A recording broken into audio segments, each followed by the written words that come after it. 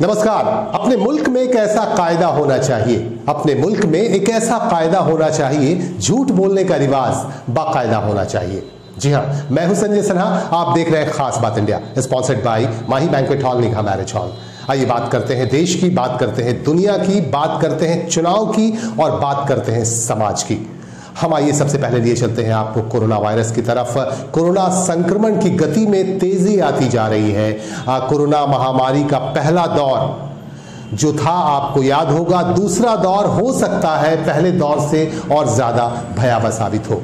कई राज्यों से हमारे पास जो खबर आ रही है बेहद भयावह है। वहां हर रोज मरीजों की तादाद बढ़ती जा रही है, हर रोज लोग संक्रमित हो रहे हैं। बात अगर अकेले बिहार की करें तो बिहार से हमारे पास चौंकाऊ खबर आ रही है। बिहार में आज भी 56 कोविड-19 पॉजिटिव मरीज पाए गए और विभिन्न राज्यों से जो ट्रेनें आई बिहार में, उनसे उतरने वाले रेल यात्रियों में से 56 लोग आज पॉजिटिव पाए गए। और इस बार बिहार सरकार की तरफ से भी काफी सख्ती बरती जा रही है और बिहार सरकार ने फैसला ले लिया है कि कोरोना को मुंहतोड़ जवाब देना जरूरी है। यही वजह है कि यहां सख्ती बरती जा रही है। और इस बार रामनवमी के मौके पर न कोई शोभा यात्रा निकलेगी, न पवित्र महीना रमजान के महीने में कोई मस्जिद जाकर इबादत कर पाएगा। इस तरह का फैसला लिया गया है और इस फैसले से सभी को अवगत करा दिया गया है। और इस बार भी हमने बार बार ये बात कही है कि पहले से ज्यादा भयावह हो सकता है दूसरा दौर कोरोना महामारी का। इसीलिए हम सबको सावधान रहने की जरूरत है, हम सबको सतर्क रहने की जरूरत है। Any excuses?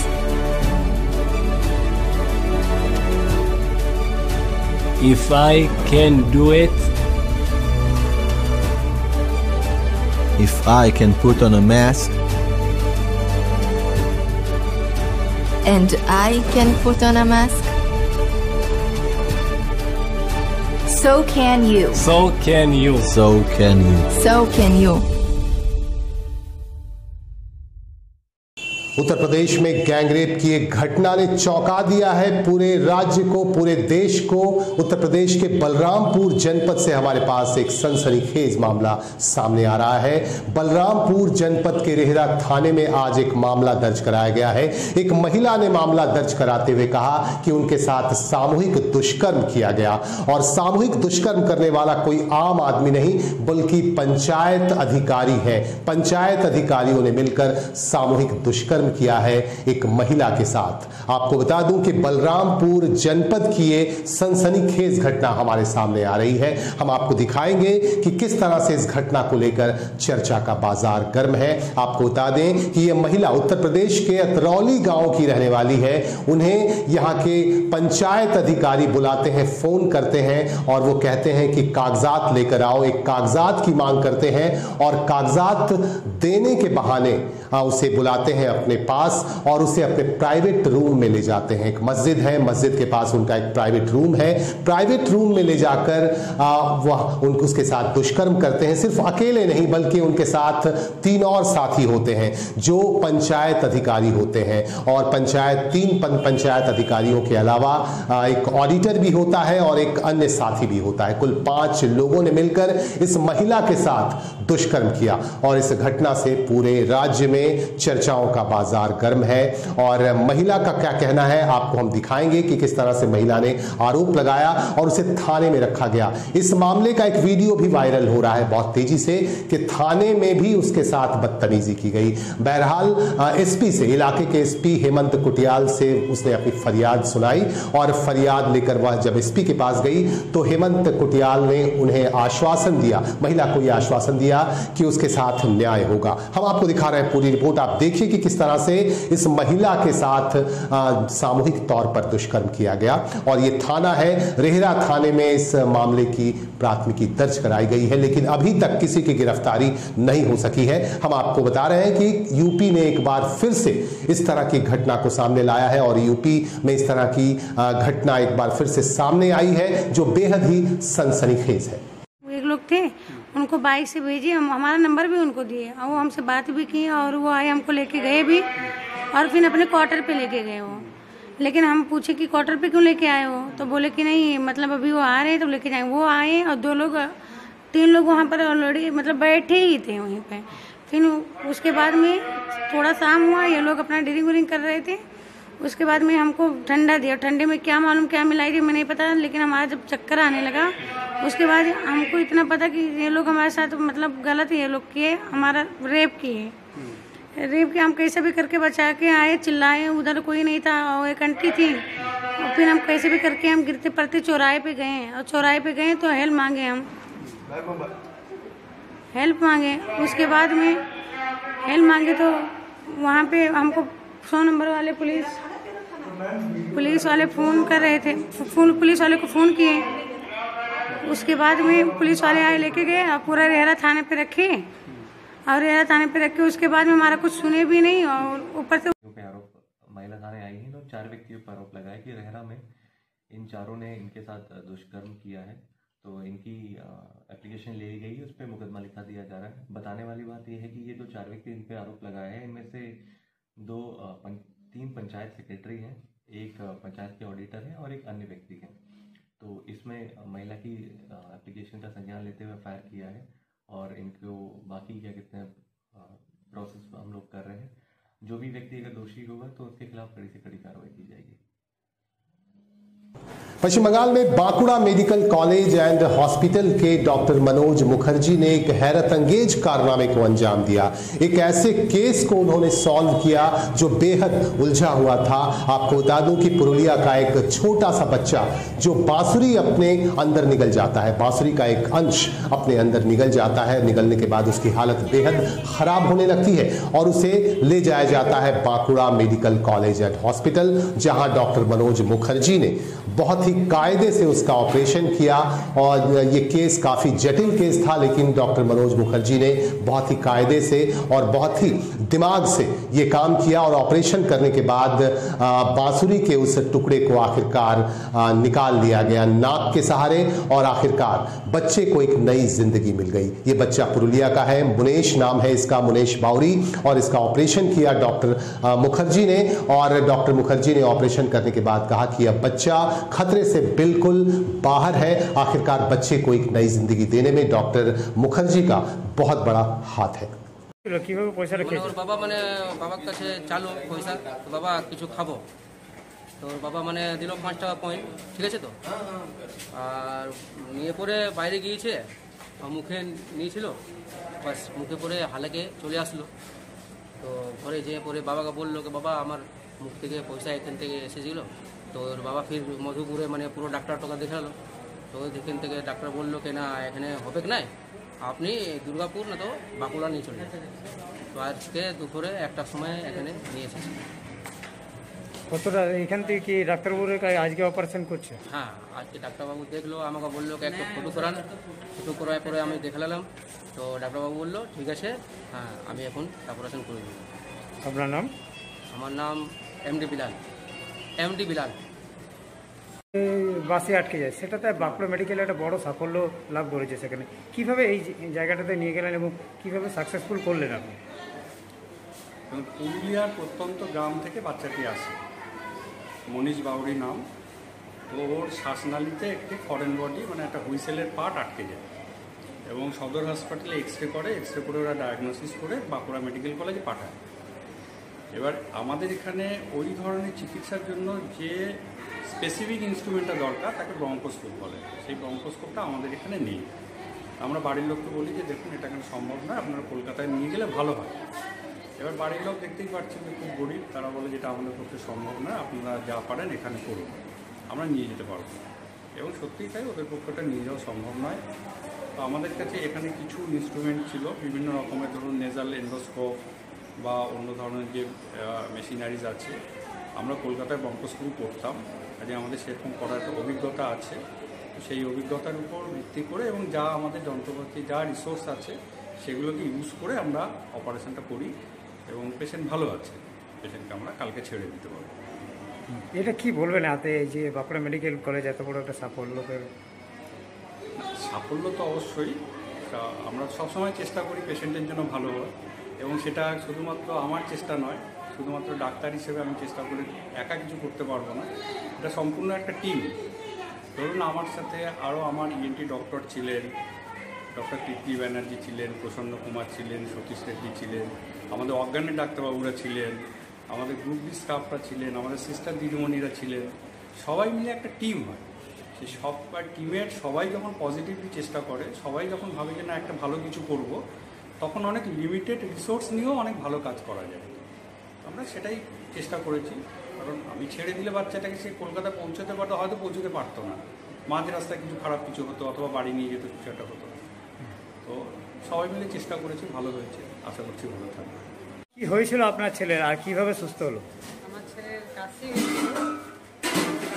ছিল, তখন আমি বলেছিল যে মা আমার একটা বাসির যে পাতি থাকে ওটা আমি গিলে ফেলেছি। তাহলে আমরা প্রথমে ডাক্তার দেখিয়েছি, মানে প্রাইভেট ডাক্তার, তারাকে বলেছি আমি ডাক্তারবাবুদের যে ডাক্তারবাবু ওই বাসির ইয়েটা খেয়ে ফেলেছে আমার ছেলে। তো ডাক্তারবাবুরা বলছে ওইটা তো গলার মধ্যে বসে থাকবে না, ওটা পেটে চলে গেছে, পায়খানার সাথে হয়তো নেমে গেছে। তাহলে এরকম করে অনেক জায়গায় আমরা ডাক্তার দেখানো হয়েছে, কোনো জায়গায় আমার কথা মানে বিশ্বাস করেনি। আমাদের সরকার হসপিটালে 2বার ভর্তি করিয়েছি।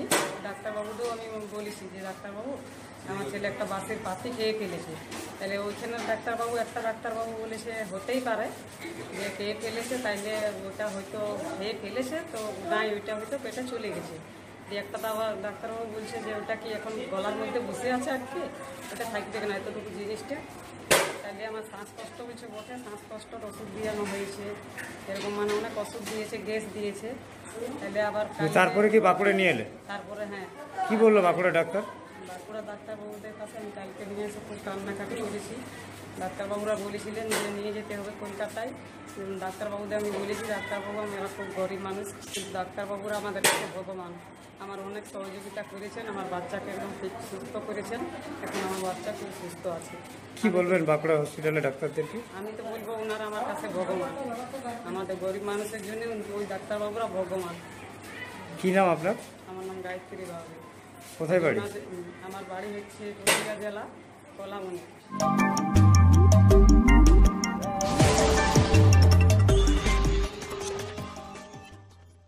है और इस चुनावी संग्राम में अगर राहुल गांधी न दिखें तो बेहद अधूरा सा लगता है। कांग्रेस के नेता राहुल गांधी भी 14 तारीख को 14 अप्रैल को प्रचार के लिए पश्चिम बंगाल पहुंच रहे हैं। लोग सोच रहे थे कि हो सकता है इस बार राहुल गांधी ना आए, लेकिन आखिरकार राहुल गांधी ने इजाजत दी है। 14 अप्रैल को राहुल गांधी पश्चिम बंगाल आ रहे हैं और यहां ग्वालपाड़ा और नक्सलबाड़ी में वह एक जनसभा को संबोधित करेंगे। और इस मौके पर कांग्रेस के तमाम कार्यकर्ताओं से यह कहा गया है कि इस संग्राम में पूरे इंटरेस्ट के साथ लगे और संयुक्त मोर्चे को मजबूत बनाएं।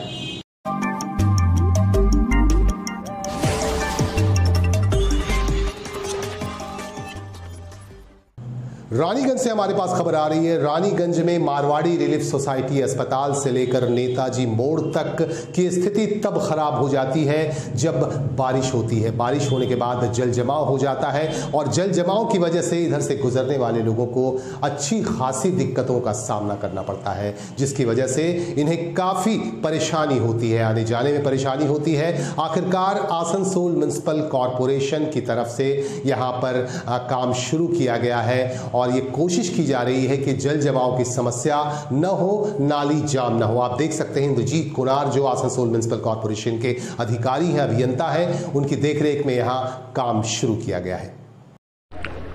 खास बात इंडिया में आपका स्वागत है। सबसे पहले सर आपका नाम क्या हुआ? हमारा नाम है MD शमशाद खान, ऐसे आप पूरे आसनसोल पप्पू भाई का नाम से जानते हैं। अच्छा, ये जो कराटे का जो ट्रेनिंग का ये क्या 1 डे का है या फिर और दिन भी आप जो कैंप लगा है और दिन भी लगाना? हमारा लोको स्टेडियम में हमारा ट्रेनिंग सेंटर है, आसनसोल लोको स्टेडियम के सामने में जो लाल बिल्डिंग है वहाँ पे हमारा ट्रेनिंग सेंटर है। और मोटा मोटी मैं 30 साल से बच्चा लोग को ट्रेनिंग करा रहे थे, ठीक है। और जितना सारा ब्लैक बेल्ट ब्राउन बेल्ट जो टीचर लग रहे हैं देखने में, सब हमारे हाथ का बनाया हुआ है, हमारे हाथ का ट्रेनिंग कराया हुआ है।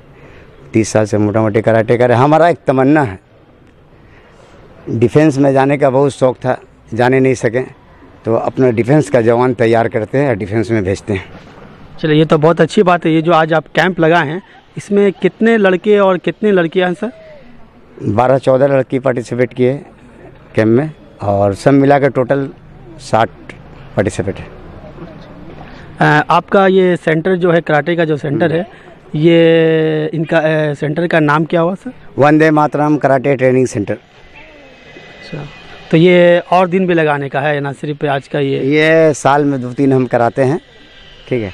आज ये मेहरबानी हाजी फारूक साहब के जो अपना यहाँ पे हमें दिए हैं करने के, हम अपना लोको स्टेडियम में कराते हैं, कभी हम लोग दीघा ऑल इंडिया कैंप में भी जाते हैं, कभी बड़ाकर नदी में करते हैं, कभी डीसरगढ़ में करते हैं, ठीक है। ये ट्रेनिंग कैंप क्या है, मैंने जिस तरह का आजकल का बच्चा तो उस तरह ट्रेनिंग करता है नहीं। जिस टाइम हम कराटे सीखे 40 साल 45 साल पहले, हमारा 52 साल उम्र हो रहा 52, तो आजकल क्या है कि बस देख दाख करके काम चलाओ कराटे, वो कराटे नहीं करने सकेगा आजकल का जो पहले हम स्टूडेंट तैयार किए, तो बस काम चलाओ होता है। जैसे ये 1 डे ट्रेनिंग कैंप, काता चैंपियनशिप नहीं, ये मोटा मोटी 2.5 घंटा में कंप्लीट हुआ। कोई भी ट्रेनिंग कैंप 3 घंटा कम से कम ट्रेनिंग होता है, कम से कम 6 से 7 में होगा, ठीक है। काम चलाओ किए ये प्रोग्राम। तो जो बच्चे लोग जो कराटे सीख रहे हैं, ऐसे तो आजकल जिस तरह से देश का माहौल है, तो जो भी बच्चियां हैं, जो लड़कियां हैं खासकर, तो उसको कोई आप मैसेज देना चाहते हैं उनके गार्जियन को, उनके पेरेंट्स को? उनके गार्जियन को यही मैसेज देना चाहते हैं कि ज़रूर अपना बच्ची को आप लोग कराटे सिखाएं, लेकिन साथ में यह हिंदुस्तान का हम वाहिद एक ऐसा मास्टर होंगे जो ऐसा बात बोल रहे, वो टीचर ऐसा होना चाहिए जिसके पास अपना बेटी को आप भेज रहे हैं, वो टीचर बाप का जैसा होना चाहिए, ठीक है। ये आप पूर्व हिंदुस्तान का हर चैनल में देखा दीजिए, ठीक है। वो टीचर ऐसा होना चाहिए अपना बेटी समझने वाला होना चाहिए, हर टीचर के पास नहीं भेजे अपना बेटी को। ये हमारा गुजारिश है, ये रिक्वेस्ट है हर बाप को, जिसके जो भी अपना बेटी को कराटे सिखाना रहता है, ठीक है, अपना बेटी समझ के जो कराटे सिखाता है उसी के पास भेजे। ठीक है, थैंक यू सर। आप बात कर करते बहुत भावुक हो गए, और ये थे सर खास बात इंडिया में आपका बात करने के लिए बहुत बहुत धन्यवाद। शुक्रिया।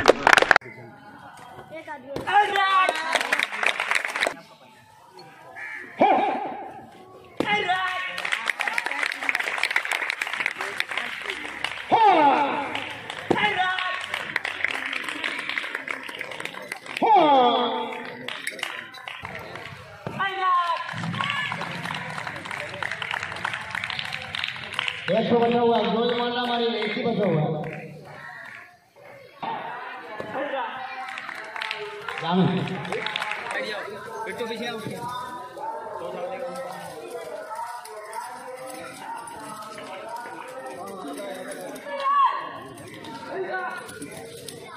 जल्दी जल्दी फटाक से आ जाओ, जल्दी फटाक से आ जाओ, जल्दी। हाँ बोलिए। बता दो यार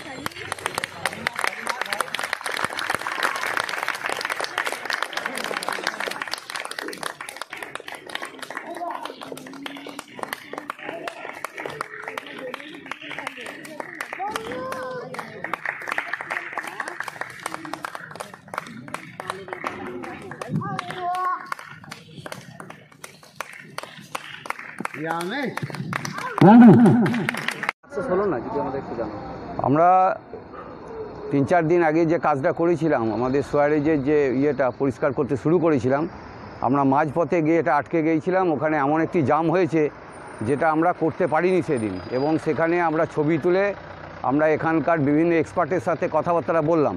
এক্সপার্টের সাথে কথাবার্তা বলে তারা কিছু আমাদেরকে অ্যাডভাইস করেছে।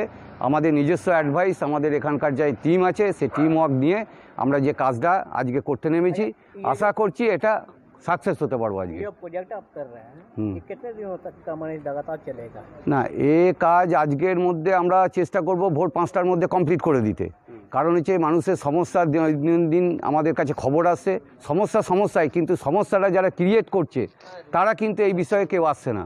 যেভাবে বোতল তারপরে হচ্ছে বিভিন্ন ধরনের গার্বেজ যেভাবে নালীর মধ্যে ফেলে দিচ্ছে, তাতে হচ্ছে এই সমস্যা মানে ব্যাপকভাবে তৈরি হচ্ছে। তো যেভাবে মানুষ যে গার্বেজগুলো তাদের সলিড ওয়েস্ট দোকান থেকে বার করে যেভাবে নালীর মধ্যে ফেলে দিচ্ছে, তাতে হচ্ছে নালী জাম হয়ে যাচ্ছে এবং হচ্ছে সেইগুলো সিয়ারেজের মধ্যে এসে মানে হিউম পাইপের মধ্যে জমে যাচ্ছে, যার জন্য এই ঘটনাগুলো ঘটছে। আমরা মানুষকে আপনাদের মাধ্যম দিয়ে অ্যাওয়ারনেস করতে চাই যে হচ্ছে তারা যেন তাদের নিজেদের ওয়েস্ট মানে যাদের গার্বেজ, যার দোকানের গার্বেজ, সেগুলো যদি তারা কন্টেনারের মধ্যে রেখে দেয়, আমরা সেগুলো কালেক্ট করে নিয়ে চলে যাব, তাদের দিয়ে আসতে হবে না, আমরা কালেক্ট করব। আমরা আপনাদের মাধ্যমে তাদের কাছে আমরা সহযোগিতা কাম্য করছি, যাতে আমাদের কর্পোরেশনের সাথে এই কাজের সাথে সহযোগিতা করে, তাহলে আমরা এই কাজ ভালোভাবে সাকসেস হতে পারবো পরিষ্কার পরিচ্ছন্ন দিক। সিস্টেমটা বহুদিন আগে করেছিল, সেটা হচ্ছে আমি আগেই বলেছি 1982 সালে এই কাজ করা হয়েছিল। তখনকার যে ডায়াগ্রাম, এত ডায়াগ্রাম উন্নত ছিল না। তো আপনার নাম বলতে? আমার নাম ইন্দ্রজিৎ কোনার, আমি অ্যাসিস্ট্যান্ট ইঞ্জিনিয়ার বোরো 2 এর রানীগঞ্জ। बंगाल के ही जामुड़िया विधानसभा क्षेत्र के भारतीय जनता पार्टी के उम्मीदवार तापस राय लगातार जनसंपर्क अभियान चला रहे हैं और जनसंपर्क अभियान चलाकर यहां के लोगों से अपने समर्थन में मतदान करने की अपील की जा रही है। जामुड़िया के एबीपीठ इलाके में जाकर उन्होंने यहां के लोगों से मुलाकात की और अपने समर्थन में वोट करने की अपील यहां के लोगों से की। आपको हम दिखा रहे हैं कि किस तरह से तापस राय यहां के लोगों से अपने समर्थन में, भाजपा के समर्थन में वोट करने की अपील कर रहे हैं।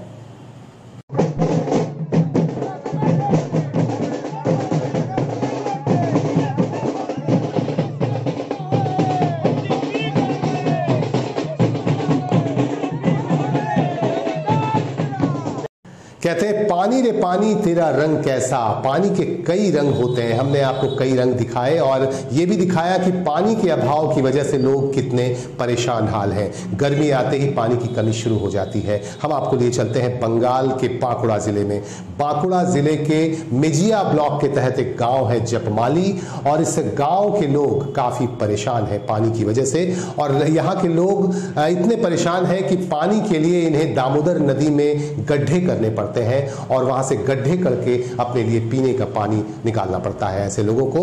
और बार बार पंचायत को कहने के बावजूद भी यहाँ पानी की समस्या से निजात नहीं दिलवाया गया इन लोगों को। यही वजह है कि यहाँ के लोगों में काफी नाराजगी भी है। जपमाली गांव के लोग जहां 3500 परिवार रहते हैं। आइए देखिए किस तरह से समस्या है यहाँ पे, इन दृश्यों में आप देख सकते हैं।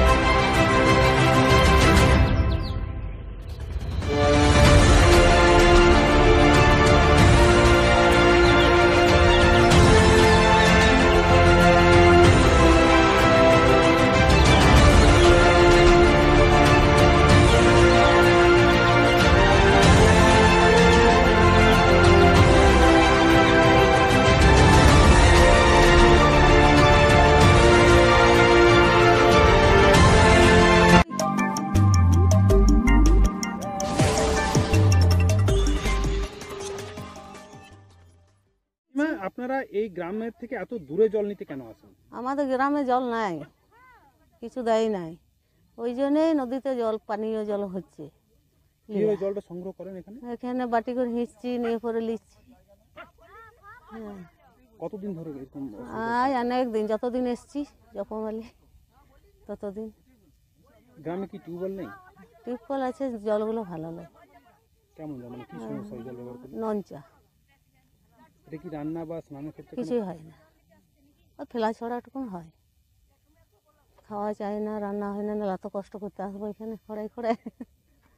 হ্যাঁ, এই প্রখর কাকা সরো প্রখর গ্রীষ্মের সময় এই যে ধরুন এত প্রখর গ্রীষ্ম, বালি তো পুরো উত্তপ্ত হয়ে যাচ্ছে, এই অবস্থাতে আসে কতটা কষ্ট হয় আপনার? অনেক কষ্ট হয়, কষ্ট হয় না, রোদ বেলা আসতেই পারি না, না থাকলে ছুটে আসতে হয়। আবার একা আসা যায় সব সময় না, সময় নিয়ে আসতে হয়, সঙ্গেও আসতে হয়, তারপরে একাই আসি, কি করবো, ওর খাবার লেগে তো নিতে হবে নাকি।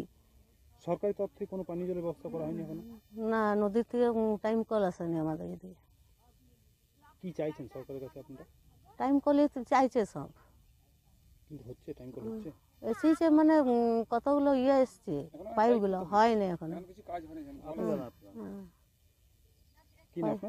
আমার নাম মালতী। মালতী কি? মালতী শীল। মানুষকে আজকে পানীয় জলের থেকে মানে চরম হাহাকার মানুষের গ্রামের মানুষের মধ্যে হয়েছে। দামোদরের নদ থেকে চুয়ো কেটে পানীয় জল পান করতে হচ্ছে। তারা বলছে সরকার তাদের জন্য কোনো ব্যবস্থা গ্রহণ করেনি। তো আপনি তো গ্রাম পঞ্চায়েতের প্রধান, কী বলবেন মানুষের অভিযোগ? বাঞ্জোড়া গ্রাম পঞ্চায়েত এলাকা সর্বত্রই পানীয় জলের দীর্ঘদিনের একটা অভাব। বাম সরকারের আমল থেকে এই জলকষ্টটা হয়ে আসছে। বর্তমান আমাদের সরকার, মমতা ব্যানার্জি সরকার, তৃণমূলের সরকার, মহামাটির সরকার, জলের অভাব দূরীকরণের জন্য বৃহত্তর পরিকল্পনা নিয়েছেন। মেজিয়া, সালতোড়া এবং জিঘাটিয়ে তিনটা আর একটা ব্লক আছে, 4টা ব্লকের জন্য পরিকল্পনা নিয়েছেন। আমাদের কাজ শুরু হয়ে গেছে পাইপলাইনের। আগামী কিছুদিনের মধ্যেই সেই জল বাড়ি বাড়ি সরবরাহ হয়ে যাবে। তো এখনও পর্যন্ত পুরোদমে কাজ চলছে। আশা করি খুব অল্প দিনের মধ্যে আমাদের বাড়িতে জল এসে যাবে। আর এই জল এসে গেলে সার্বিক সমস্যা দূরীকরণ হবে আর মানুষের মধ্যে জলের হাহাকার আর থাকবে না। এই যে দামোদরের নদ থেকে জল সংগ্রহ করা হচ্ছে, এটা তো সম্পূর্ণ অবৈজ্ঞানিক পদ্ধতিতে এবং এতে তো মানুষের স্বাস্থ্যের একটা ক্ষয়ক্ষতির একটা আশঙ্কা থেকেই যাচ্ছে।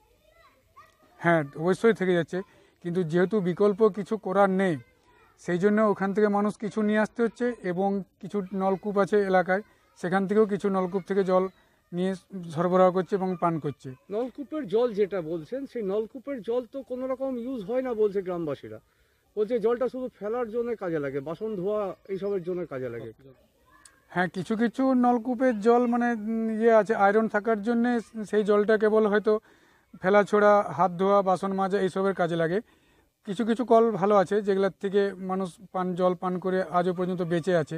সেরকম হয়তো যত সামান্য কলই আছে ভালো কল, তো সেগুলো খুবই কম, 2-4টা আছে, হয়তো আমাদের বাঞ্জোড়া একটা আছে, আরও 2-1টা গ্রামে আছে। তো আপনারা 10 বছর রয়েছেন, এগুলোর কোনো সমাধান করতে পারেননি? সমাধানের আমরা চেষ্টা করেছি, কিন্তু সরকার সাবমার্শাল করার কথা দিয়েছিলেন, কিন্তু এখনও পর্যন্ত সেভাবে হয়ে ওঠেনি। আমরা বারবার চেষ্টা করেছি, সরকার আমাদেরকে বারবার বলেছে যে হ্যাঁ করে দেবো, কিন্তু এখনও পর্যন্ত সাবমার্শাল আমরা কোথাও করে উঠতে পারিনি। যেখানে করেছে সেখানে পানীয় জল হচ্ছে আয়রনে ভর্তি, যার জন্য ওই ফেলাছড়ের জল যেটা বললে গ্রামের মানুষ ব্যবহার করে পানীয় জলের যোগ্য নয়। সেটা আমার সরকার বেশ কিছু কলে দেখা যাচ্ছে যে আয়রন মুক্ত করার জন্য বেশ কিছু মেশিনারি পদ্ধতি ব্যবহার করা হয়েছিল, সেইগুলো কিন্তু আজ অকেজ হয়ে পড়ে রয়েছে। সেগুলো দীর্ঘদিন মেনটেন্স না করার জন্য সিএমআরআই থেকে জপমালি এবং বাঞ্জোড়া করে গেছিলো ওই 2টো জায়গাতে, আর একটা জংপুরে। তো এই 3টে জায়গাতে পড়ে আছে, কিন্তু ওরা ব্যবহার করতে পারেনি, কারণ দীর্ঘদিন ধরে যে পড়ে থাকার ফলে যে নোংরা বা আবর্জনা বা মেনটেন্স করা দরকার সেগুলো না হওয়ার জন্য এই অবস্থা। কি নাম আপনার? আমার নাম মৃণালকান্তি ঘোষ। आसनसोल शहर में 2 विधानसभा क्षेत्र हैं, आसनसोल साउथ और आसनसोल नॉर्थ, और दोनों ही बेहद महत्वपूर्ण है। इस बार आसनसोल नॉर्थ से तृणमूल कांग्रेस की सीट पर मलय घटक फिर से उम्मीदवार हैं और यहां कॉन्टेस्ट कर रहे हैं, और मलय घटक लगातार चुनाव प्रचार अभियान भी चला रहे हैं।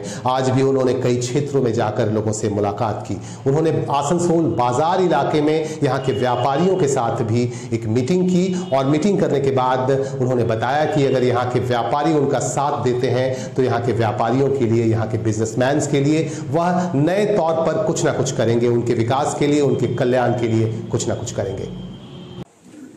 ये भी आप लोग को मालूम है, खास करके जो लोग माइनॉरिटी भाई लोग हैं, इन लोग को और ज्यादा बिहार का नतीजा को देखने पड़ेगा।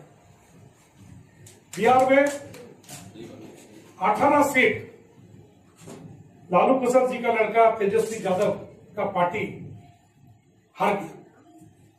कोई सीट 16 वोट से हारा, कोई सीट 18 वोट से हारा, कोई सीट 40 वोट से हारा। 250 से 300 के अंदर करीब 18 सीट हार गया।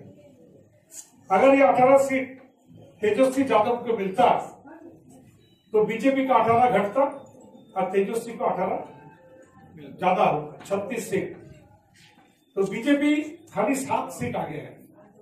अगर 36 सीट नीचे जब चल जाता तो करीब 30 तो ज्यादा विधायक लेके आरजेडी का सरकार बिहार में बन जाता।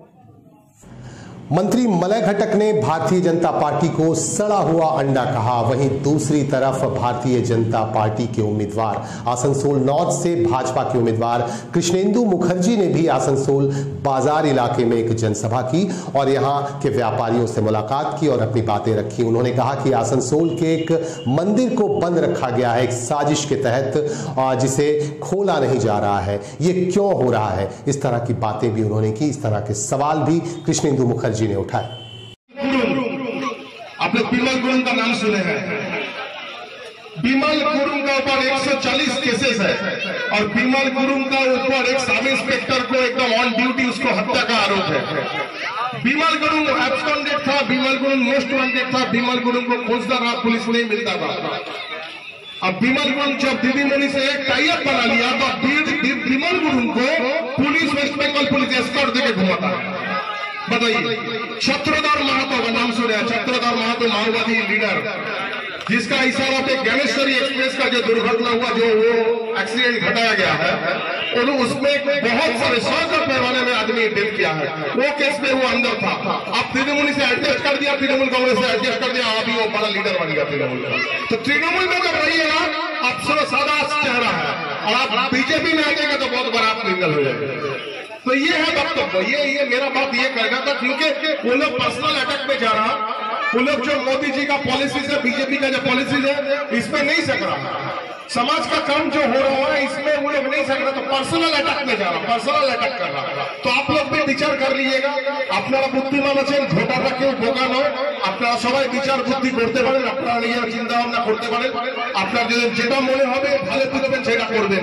খালি একটা কথা আমি বলবো, সমাজে একবার আপনাদের কাজ করবার সুযোগ আমাকে দেবেন, আপনাদের কাজ করে আমি দেখাবো যে এখনকার আসানসোল যে ব্যবসায়ীরা কোন একটা দোকান লাগাতে গেলে লোকাল তৃণমূলের নেতাকে পয়সা দিতে হয়, একটা ফ্ল্যাট বানাতে গেলে লোকাল কাউন্সিলরকে পয়সা দিতে হয়, একটা যে কোনো ব্যবসা শুরু করতে গেলে লোকাল তৃণমূলের নেতাকে পয়সা দিতে হয়। एक दल से दूसरे दल में जाने का सिलसिला लगातार जारी है। भारतीय जनता पार्टी का दामन लगातार लोग पकड़ रहे हैं।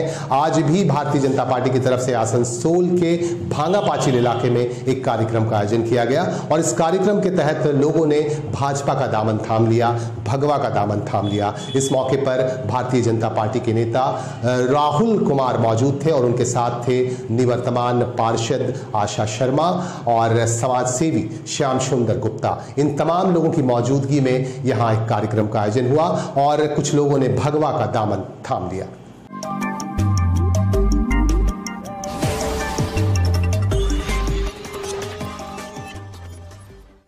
इन्हीं बातों के साथ हम लेंगे आपसे विदा। आप हमारे साथ बने रहें और अपनी बातें भी हम तक पहुंचाते रहें। आपके सुझाव, आपके विचार हमारे लिए बेहद महत्वपूर्ण होते हैं, इसीलिए आप अपने विचारों से भी हमें लगातार नवाजते रहें। इस चुनाव में आप क्या सोच रहे हैं, आपकी क्या सोच है, आप हमें कमेंट बॉक्स में सीधे सीधे कमेंट करें और अपनी बातों से हमें अवगत कराएं। आज के लिए बस इतना ही। नमस्कार।